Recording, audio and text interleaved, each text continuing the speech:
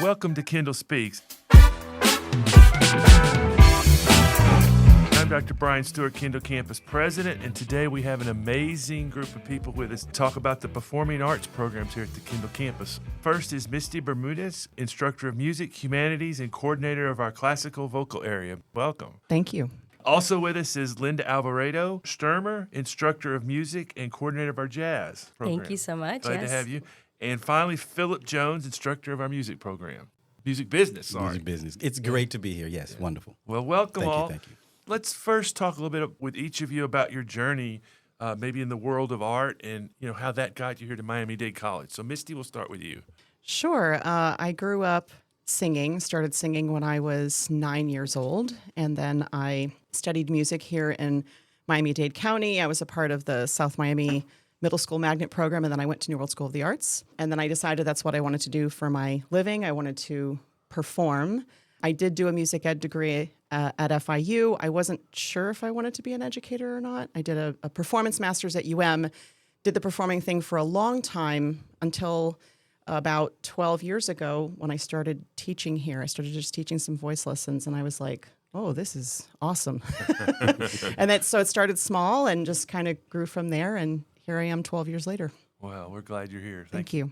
Linda, what about your journey? Yeah, kind of similar to Misty's. I feel like I was just always singing. My parents, since I was little, it was like they wanted me to be a singer, and they were like, you should take lessons.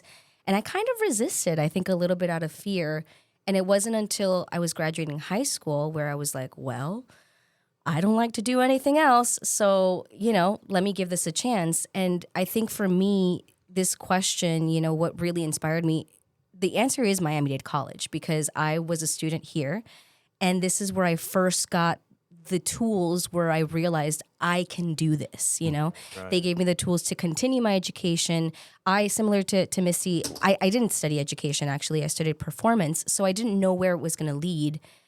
But in my master's program, I became a teaching assistant, and I was like, this is kind of cool. Obviously, I didn't know I would be back here, but for me, just having gone through Miami-Dade College, the teachers that I had when I was a student here, they are really the inspiration for my journey and ending up back here. It's interesting you talk about your master's degree, because that's what happened to me. I got to teach on my master's, and it was like, oh, man, this is cool. Yeah. This is what it's all about. I love the other research stuff, but the teaching is what it's all about. So we're glad you're here. Philip, what about your journey to Miami-Dade College? Well, this is an interesting one. Not being from South Florida, being from Houston, Texas. All right. Yes. Go Texas. I started out actually in music at 5 years old. That's because the adults didn't want me in the room. They said, hey, you need to go to the other room. And there was a piano. So I learned to play the piano by ear, just loud enough so that way they knew I was in there, but not too loud to drown out their conversations. That later led me into producing music, recording music in my bedroom. I got my engineering degree, so I didn't want to necessarily be a musician. I wanted to design the equipment that the musicians use. Wow. That led me to the University of Miami, where I finished my master's degree. And like some of you all, my advisor left for about a month or two. He said, hey, you can teach my class if you don't mind. I taught his class, and he came back and said, you should be a professor or a teacher. I said, no. Now, there's a longer story why he said that, but I said, no. He said, well, there's a job for you at Miami-Dade College. I said, no. He said, no, I've already put your name in. They're willing to hire you. All you have to do is show up and do the job. You have this. And that was in 2002, 2003, and I started as an adjunct, and now, thank God, I'm a full-time employee, still wet behind one ear. So yes, it's been an amazing journey. I've touched so many lives, and so many students have touched my life and made a difference in the community. That's great, and we'll talk about students in a minute. I have to say, though, we've done over 20 podcasts, and the three of you have the best voices I think we've ever had of anybody on our podcast. Make me look bad. So I'm excited for this. Well, let's go through some questions, and we'll just kind of bat them around, and anybody can jump in here. Let's talk a little bit about the overview of our performing arts department and what we offer. And, hopefully we have some audience members out there that may be considering coming to the Kendall campus. And so who wants to start by talking a little bit about our department? I'll go ahead and start. Okay, go. Sure. So our department is called the Performing Arts and Industries Department. It used to be music, theater, and dance. And then music business came over to be a part of our department years ago, and so hence the name change. So now it houses music and theater and dance and then music business.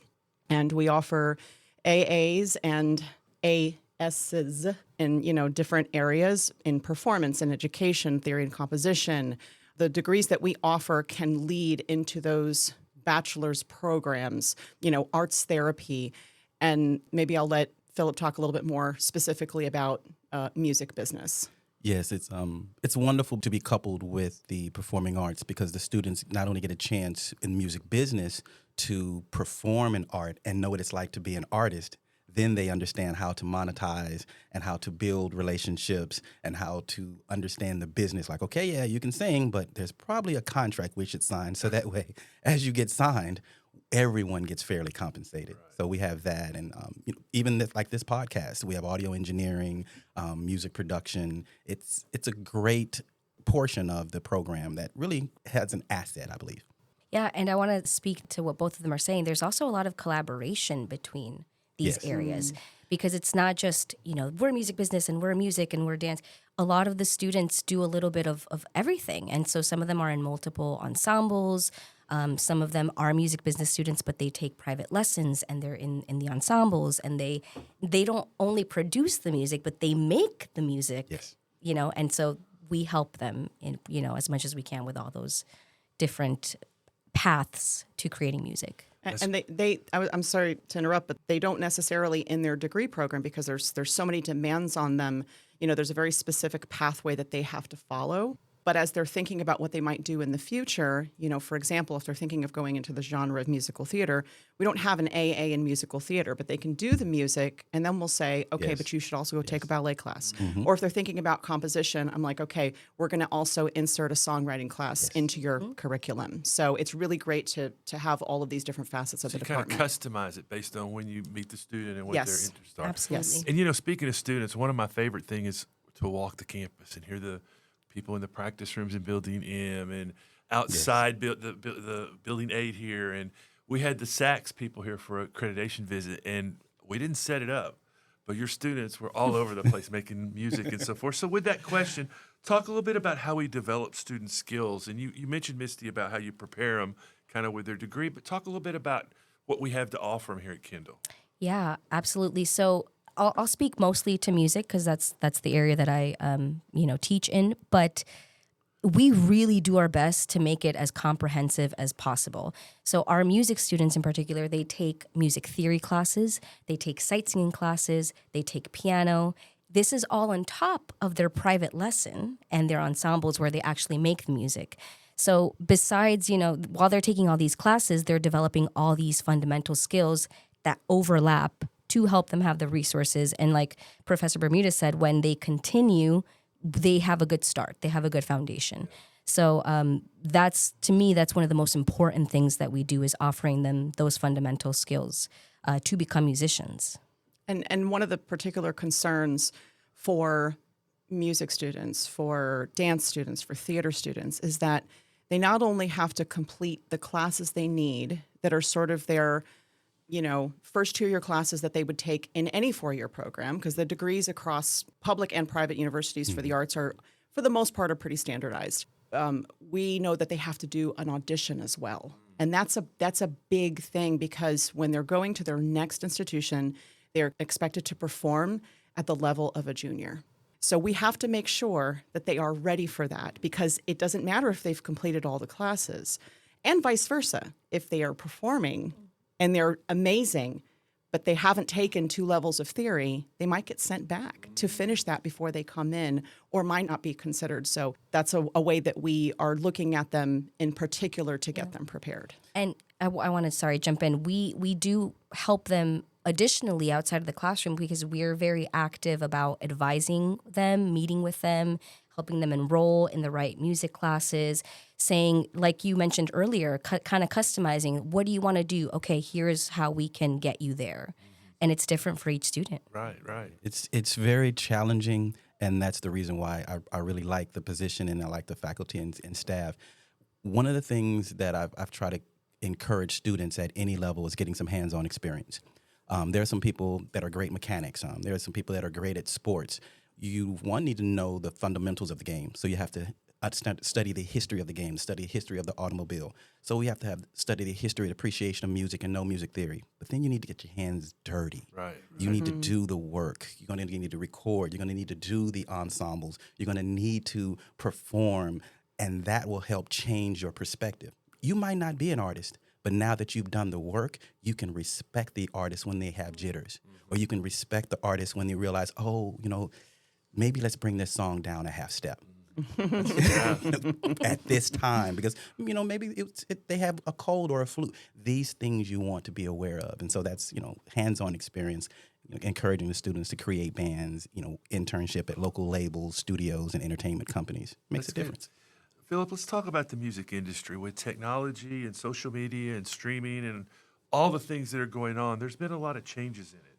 How do you incorporate those kinds of things in your curriculum? Well, it's always changing, which is another thing I love. I stay on my toes. There's not a week or a day that I am not researching. I'm either on Instagram, TikTok, using, Gemini. I'm using all the tools and AI tools, as well as some old school books. Students need to be aware of, like this podcaster, understanding what those lights mean, what the pads mean, because some of them, while they may be musicians or producers, they may move into the area of podcasting. I was fortunate enough to, when I was working at the Apple Store, I met television personality, and they wanted to start a podcast. I became their engineer for the podcast. Then I had to step away, and I actually had students from my class that I taught take over the podcast. I've had others who became assistants to that personality.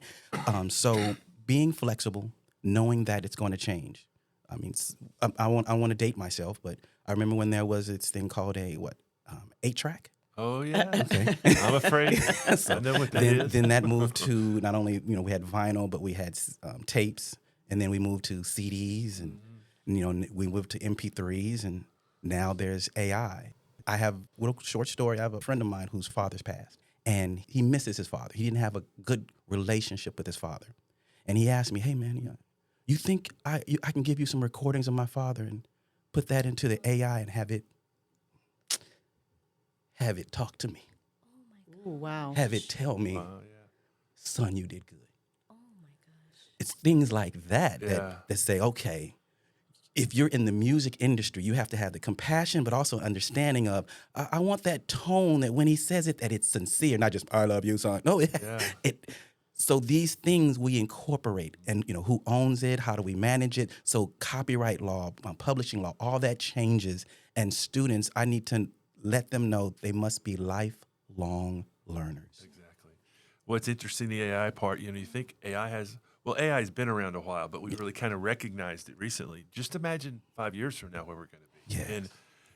And maybe we shouldn't think about that. Ladies, let's talk a little bit about our performances. Talk about some that you guys have staged recently that you're most proud of.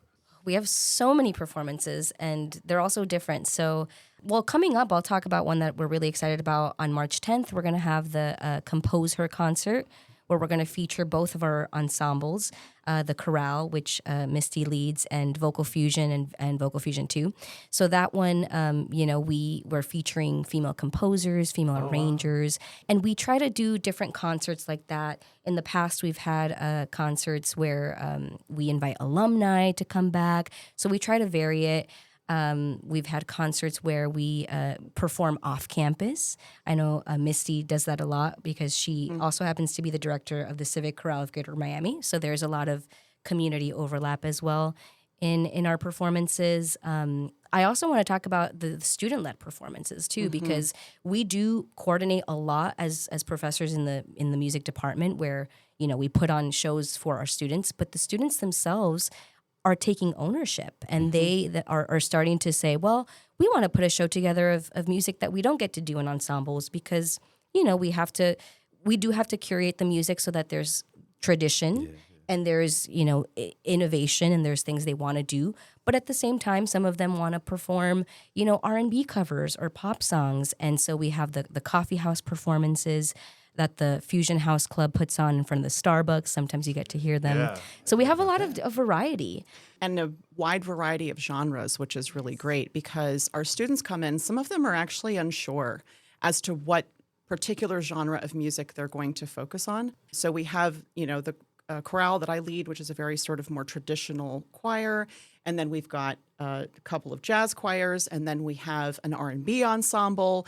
And we also have the jazz band, and then we've got the nighttime studio jazz band. We have and the concert band. We have the concert band, right, which is like a symphonic band. I mean, I'm sure I'm forgetting something, but it's like in terms of the music and the performances, we have a lot of different ones. We've recently had I had a student vocal recital for the classical vocal students. Just this past Tuesday, there was, for Black History Month, we had a Black Composers recital. And, as Professor Alvarado mentioned, we have an upcoming concert. A lot of times we collaborate. We get together and do concerts together. But this also happens in theater and in dance. They put on, sometimes they're smaller performances, sometimes really huge productions. Sometimes they're review shows. Sometimes they're a full show. I also direct the it's called the Opera Workshop, but we call ourselves the Shark Stage Singers because we do more musical theater than anything, musical theater review shows. So, I mean, how much time do you have? We could keep going and keep going. What's really fun too is there's been a couple of times where we've put together smaller performances combining the dancers with Professor Grant Murray and our soloists from our departments. Yes, for the My Ambiance launch. Right, And so yes. that was even like, outside of our department with the English department. I mean, we've done that, several times. So it's gratifying. It's nice. One of the things we've tried to do is use our marquee to advertise events. Please send those to our office because you just mentioned some that I wasn't even aware of. And we need to make sure we start advertising those. If you'll let us know like the week before, we'll make sure they get on the marquee. Okay, sure. Yeah. Some of our events do go through media services where they will get displayed, and some of them, if they're smaller, they may not. So we'll make sure that you know about those. Definitely. Philip, let's talk a little bit about examples of how students can get hands-on experience with the business side of music. You mentioned it a little bit, but give me some more examples if you don't mind. Well, with the music business side, it's always evolving. One of the key things that we encourage students to do is get an internship. That gives them real-world, real-life examples of what's required. Many of them also in my class and also my colleague and my mentor, Professor Quincy, we have them create a portfolio of their music. We have them copyright not only their songs and go through that process. So the experience they get is somewhat tailored, and other times it asks and requires them to go out and seek it. We try to stay abreast of all of the new trends, but it's important that they take ownership of their path. It's so crucial that if they don't have an idea, that here is the place where you can find the support and you go out and you get it. So, yeah. As I hear all of you talk, it makes me think about our students in our ISDs and our public schools. I imagine it's hard for those students sometimes to know their next step when they're performing in the high schools. Talk a little bit about how we can help shape that student's future, because I can remember back in high school, I didn't know where I was going exactly, but I just really think some of these performers don't know where to go, and it really is stressful. One of the ways that we tackle this issue, because I think that the world of the arts can seem really nebulous in terms of like, what path do I take? Exactly. There isn't, like a perfectly prescribed path in the arts. There are many paths. And so I understand how that could be overwhelming. But one of the things that we do, I know, Linda and I both do this. We do heavy recruiting. We do a ton of high school visits. We go out there. We show them all the stuff about Miami-Dade. We show them what's available here. We show them these are all the possibilities for you. And we also let them know, at least in particular to music, and I think probably the same could be said with, theater and dance, for example, is that our first part of the degree, in a sense, is somewhat general and can lead them. They don't have to decide exactly what they're going to do in the arts the minute that they walk out of high school. They don't have to do that. They can come here, and there's a certain amount of room for exploration as they go forward. And I think having a key, having a person, having a faculty or multiple faculty as a point, because we get those requests, Professor, could I talk to you for 20 minutes because I'm having some thoughts. Yeah. And it's great because you get to sit down and explore with them. And again, like what you said, like it can feel very sort of overwhelming. You know, you say that, I think, I won't date any of us, but, you know, when we were all going to college, because we've been around a little bit, we could go to that first semester, we experimented a little bit. You know, sometimes your degree wasn't 120 hours. Now that's not the case. No. And so I think that's really important you say that, especially in this area, because it's important for a student to know they can come to the Kendall campus and experiment a little and say, I don't have to know my exact path the first day I walk in.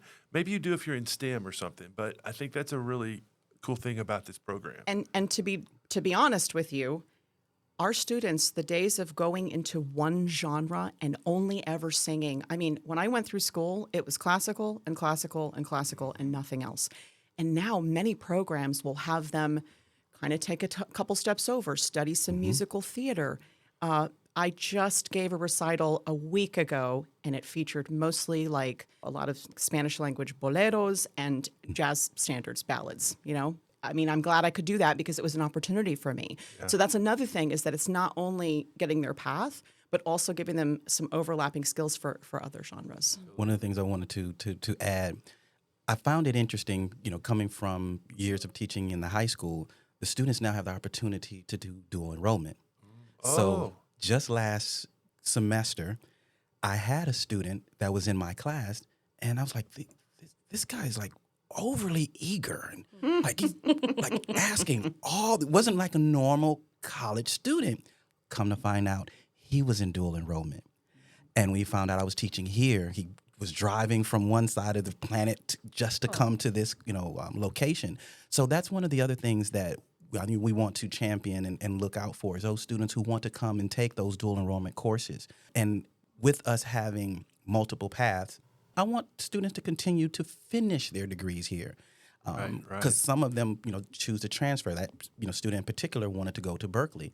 But I reassure them, everything you want to know, you can get it within the Miami-Dade system. And I hope to, that's one of my, plans. Like I said, I'm not a megalomaniac, but I would love to go out to a lot of the high schools and encourage students to come here for music production. We are few and not many, but when you find them, they can help shape and change, the community of music. Let's move toward that. Let's talk a little bit about how we work with the community and, various things we do to try to get our name out there. Yeah, absolutely. So I'm going to use an example from last year because Professor Bermudez and I were really excited. We, and in the music department, get a lot of students from Ronald Reagan Senior High School. So we were able to coordinate. Professor Bermudez and I have a lot of, and all of us have connections with the local music teachers because that's so important. Like we were talking about recruitment, I think part of students having ideas of what to do is they just need information. We need to get the information to them. And so this happened to fall under both recruitment and just engaging the community. We did a performance off campus at their school. And for a lot of our students, we had to do the same thing. Yeah. But it was great because for a lot of our students, it served as a homecoming. Then we got our name out there. Yes. That's just one thing. We also engage with the other schools around our area. I know Professor Bermudez and I have connections with the programs at FIU, at University of Miami, programs around the country. And so, getting our students involved and knowing how to get there. Recently, I had one of my ensembles perform at the University of Miami 2 weeks ago. So that was very encouraging because they got to hear other schools from the area. The schools got to hear them. We were out there and we're like, here we are, we're Miami-Dade College. Yeah. And we just need to get people to know about us. And that's really, And this past November, we're going to be doing this every 2 years. It's the second one we've done, which we call it a vocal invitational. So we approached high school teachers with very strong programs whose students may be looking to do music degrees, or sometimes they're not doing music degrees. Sometimes we should have said this probably a long time ago, that they're going to be a psychology degree, but they want to do our ensembles. They want to take lessons. They want to continue doing their arts. Anyhow, we had this vocal invitational. We had 3 high schools come and spend the day with us. And we did recruitment presentations. And we had some group pieces we were singing together, some rehearsal time. They ate lunch together. We did campus tours, and it was really great. We have this outreach in that way with the high schools, for example. But we also have engagement with other community and professional organizations. For example, Professor Alvarado mentioned that I direct a community choir. It's of adults. It's about 100 adults. And since we don't have a huge choral union here, it's a great way for me to partner my smaller school choir, great intergenerational experience, with some much more experienced community singers to show them how even if they don't go into music for their career, they can continue to sing and make music and give bigger performances. The relationships that we all maintain with other professional arts organizations. For example, a few years ago, I did a concert with my choir and the New World Symphony. We were the choir for their performance with a composer-conductor called Eric Whitaker, probably the most famous in the whole country right now for choral music, and he conducted. A couple of years ago, did Carmina Burana with New World Symphony and Seraphic Fire. We had some Miami-Dade students come and do that at the Arts Center. I mean, it was amazing. And then this coming May, I'm preparing a chorus, myself and the director of choirs at UM. We are doing the chorus for Gustav Holst, The Planets, with the Cleveland Orchestra. So it's not the whole chorus, but it's just select. I'm going to be using some students from Miami-Dade, the ones who are advanced enough to do it, and also some Miami-Dade alumni. So there's a lot of ways that we are involved with the community. And I want to add to that because we also bring people from our community here, yes. And that's another thing. Sometimes we go and we have these opportunities, and sometimes if we can, we bring them here because we have amazing artists all over South Florida. Master classes. So we bring them for master classes, presentations.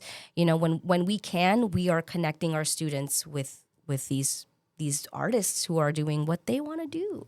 You mentioned alumni. Let's talk a little more about alumni. Maybe we can even highlight some, but talk about how we engage them because I know we have some really talented graduates of the campus. I know a few of my alumni, and I have to be careful because we have the good and the bad. So sometimes it's not just my teaching, it's what the student may choose to do. But we have some awesome students who have gone on to do some music videos, with Rick Ross. One of the things that touched me, I had a student that got a chance to work with Oprah Winfrey when she came, and he literally came back, "Professor, I got to do this." And I'm like, "That's great. It's all because of you." I'm like, "No, you did the work. Yeah. You put yourself in the opportunity. I didn't call Oprah. If I would have, it'd be a different conversation." But nonetheless, our alumni, they do things like that. I want to mention a lot of names, but I wanted this time. I have one student who is a DJ. He has his own car. And he set it up like a DJ. He goes on South Beach. He drives around. And he used to be a signed artist with T-Pain. Oh, wow. But he said, you know what? Like when you're in college, you find your path. Mm-hmm. He found his path to doing something else. And that is just one of the stories that we have. Entrepreneurial, yes. That last example. Mm-hmm. And we have students go on to work in many facets of the arts.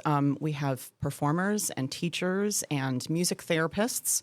And I have two former students who went here. One of them actually wasn't my student. She was here before I started working here, but another was my student here. They're both music therapists at the Sylvester Cancer Center, for example. So this is the path, and they started here at Miami-Dade College. Arts administration, conductors, etc.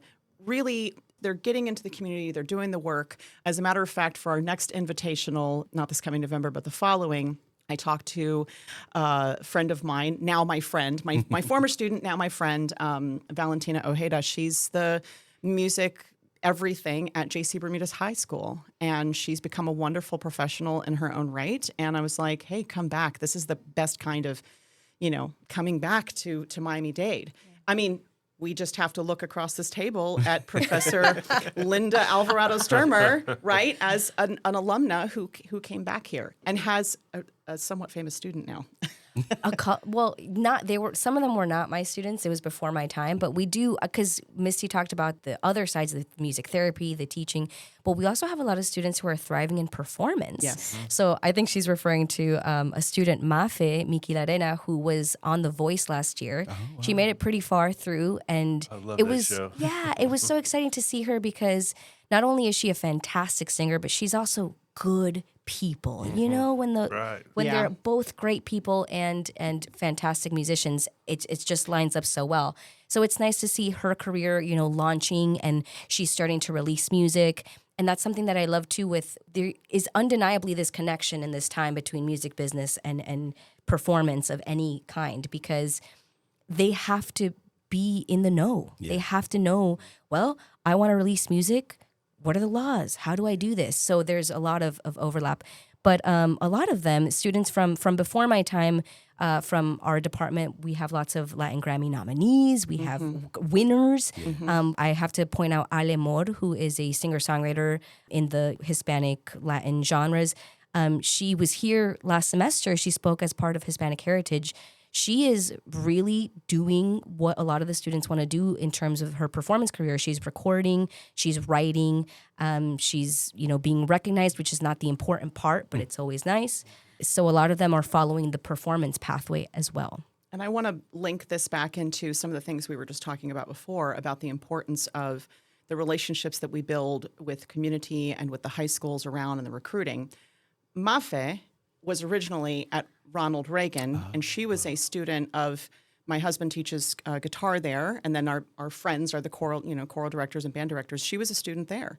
And I went over there at one point and was like, come to Miami-Dade. We got a full music program at Kendall Campus. Let's, go. And she came here, and she participated in several of the ensembles, and just one of these wonderful, humble, awesome people. But it starts with that first, like you said, like they may not know what they're going to do, but we're walking into the classrooms going, hey, here are all the possibilities. And if I can piggyback on that, it's so important, because I mentioned, sometimes it's what we teach, but a lot of times it's recruiting that student that wants it and that needs it and that, is desirous. There are others where you can say, hey, did you ever think about this? And it just blows their mind and they go off and succeed. So that's one of the key tenements of, I think, being a professor and working in the institution is motivating and finding that right talent and cultivating it. So I've been sitting here listening to you talk here, and I'm thinking our next podcast, we need to bring some of these students back in and maybe have a student. Oh, that would be so awesome. So part 2 to follow. Yes. Let's talk a little bit about technology, because I know technology has really influences what you're doing with your students. So one of you talk a little bit about how that has influenced things recently. I'll go ahead and kick that one off. One thing I want to, say that Miami-Dade Kendall has a nice new Avid console. So we are adding a special course where someone can be now Avid and Pro Tools certified. That technology is amazing to allow you to record multi-track. You can break out into stems. It's so amazing now. I speak a little bit of Spanish, mostly Spanish from Houston, which I would say Mexican Spanish. Cuban Spanish is a little, it's a little faster here. For sure. I'm learning. But let's say I'm recording with someone and I don't understand the language. Now, the Pro Tools has an AI where it can write the words onto the screen. So they can say, go to the chorus, mira, aquí, right there. And so I can look for the word that they're saying and then punch in there. But then I can transition to all of us. We all have our cell phones now. Mm-hmm. We can talk to AI. A student can ask a question and we may not know. We can say, let's go ahead and ask, here's a question for that one, or here's an answer for that one, or here's an additional question. So I don't know, but yes, technology is always moving. And I think there are some ways, like actually especially in the performance space, fundamental ways that technology has just made the information to the students so much more readily available.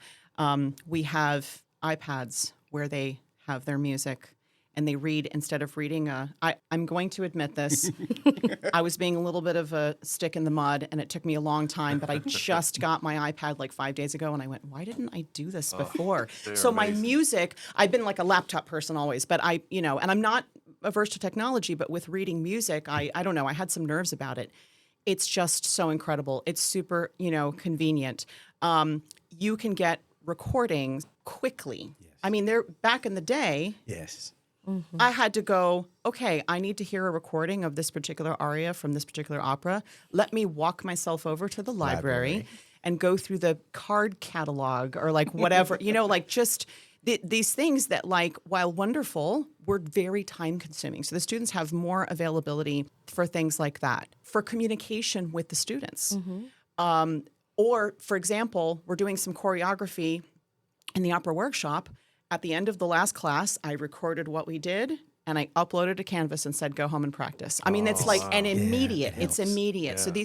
these things that like are so basic, they feel basic, they're actually so revolutionary for the way that we teach. I was going to say the learning management systems like Canvas and just amazing. putting reference recordings, adding assignments if they're struggling with something and we say, okay, well, here's how you're going to record yourself and here's a track or use the metronome or there's just so many things that they can use to help them. With the recordings, you can look up a recording at any moment and find it in seconds. You can slow down the recordings. If you're having trouble with even when I was in school, it wasn't as long ago, but I wasn't able to just slow down recordings and learn the intricacies of what I needed to learn, This next question I know is a tough one, but talk about some of the moments, each of you, maybe that are the most rewarding to you. You want to start, Linda? Yeah, that's hard because there's just too many. I won't speak of one moment. I'll speak generally. I think the most rewarding thing for me is the connection with my students and the relationships that we're building here. Every year, graduation gets harder and harder and harder. And there are many tears shed between a lot of us music and performing arts faculty because we have a different type of relationship with our students than, maybe the students sitting in their math class where they don't get to talk to the teacher one-on-one like they do with us. We advise them. We enroll them. We see them all the time. Some of them I see for music theory and for ensemble and for lessons. And so there's a special type of relationship that we build that happens through the nature of what we're doing. For me, that's the most rewarding part is the connection with the students and then watching them grow and for some of them, watching them become professionals. Awesome. Yeah. Misty? I think, a big part of what we do here, we're looking at that sort of long-term goal of them becoming the kind of professional that they want to. But in the more sort of immediate goal, we want to build your skills, get you the classes, keep that GPA up, get your audition ready. And when they know where they're going next, for me, that is such a huge thing. I feel like, okay, I can be here in a support capacity, in an advisor capacity. You need to call, ask some questions, great. But it's kind of like the end of a certain kind of role for us with these students. And like Professor Alvarado was saying, some of my students, if they're here 2 and sometimes for 3 years, like in our ensembles, 3 times a week for 2 or 3 years, we spend doing very, intimate work with them. It's awesome. But knowing when they go to that next place, I just always go, it's like you breathe a sigh of relief and you're like, okay, I have done what I have been here to do, and I've helped them make that next step in their career journey. Philip? It's so rewarding. It's beyond words. So this one I did put some thought in because I had 2 people before me, so I was able to think. Benefits of going last. Yes. So I remember I had a student that I actually worked with his brother, I believe, at the Apple store. And another student did a movie. I was helping mix the movie, and we needed music. So the brother said, hey, yeah, my brother sings. So we put his music in the movie. Then he says, yes, you know anybody that can go to the studio with? And I need to go to the studio. I sent him to the studio. Next thing you know, that student gets signed by Pharrell. Oh, my goodness. So that's a success story. I remember when I was also teaching at the North Campus, I had a student come in. I met him at the Sam Ash, and I can definitely give a big shout out to Ivan Ill Factor. He got a chance with his hard work and talent to work with Timbaland, and that's amazing. But then let me go to the side that we talk about where we mentor students, we help them not only become professionals but better people. I've had so many students go off and get married. And you're like, oh, that's so nice. You got kids, and you see them not only being able to have a full-time job, still doing music because they love it. Because not everyone needs and desires to be Ariana Grande. Some people just need to have a happier life with what they do. And then the one that chuckles me the most, I was teaching making beats. And this, I would say, now that I'm closer to that age, advanced age mother came in, and she was making beats. And everybody's like, hey, you think her beat's going to be any good? She spanked all of their because she took the lessons home. She was a stay-at-home mom, and she was sitting there working on the computer because her son had bought a beat for $300, and she said, I gotta do better than that because that beat wasn't, and she did it. Wow. So those They're great stories are the stories. ones Yeah. that I remember and I like. Well, this has been a great conversation. As we kind of wrap up, let's talk a little bit about the future. We have some people out there that maybe are listening and considering coming to the Kendall campus. What would you say? What would you tell them? What does the future look like for us here in music and performing arts and so forth? I think that at least what I've seen in my time here, the Performing Arts and Industries Department has grown. I mean, we did have that minute of COVID in the middle of it where everything felt like it ground Do you know to a they halt. said the other day it's been 5 years now? Yes, Can you believe that? it's wild. blows me away. It's just so crazy that it's been that long. But so it kind of felt like there was a little bit of a pause, but it was actually an opportunity to step back from the whole thing and say, okay, where do we want to go? Our ensembles are very strong. We have excellent private teachers. We are doing amazing collaborations, not only within our department, but with other departments.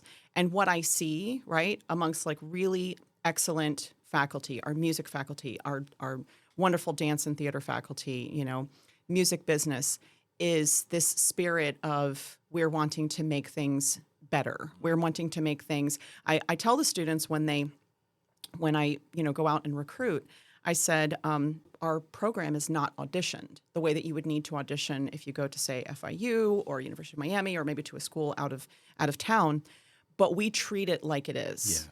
When they come here, I say, you're not going to get a different experience. You're either going to rise to the occasion or not. It's your choice. But we're going to give you everything we have here is what we have, what you can find someplace else.